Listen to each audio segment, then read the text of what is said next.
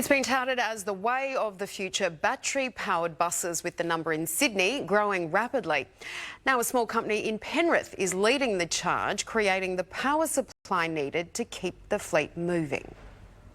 The future of transport in New South Wales is clear. Say electric buses. But with a fleet of 8,000 set to roll out on the state's roads, the question is how to charge them. We've got the opportunity to make this the first all-electric bus depot in the whole of Australia. When it is, Busways Penrith will consume up to 3,800 kilowatts of power a day. That's roughly 250 homes turning on all of their appliances all at once. A surge that would strain the grid.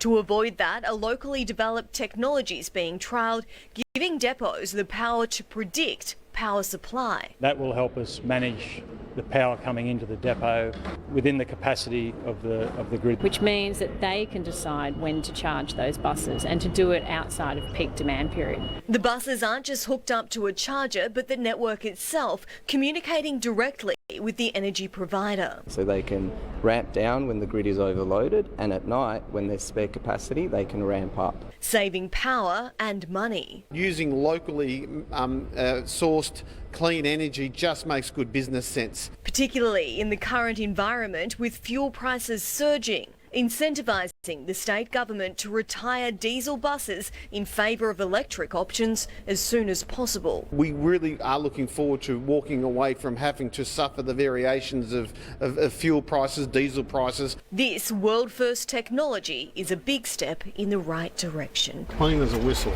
Amelia Brace, 7 News.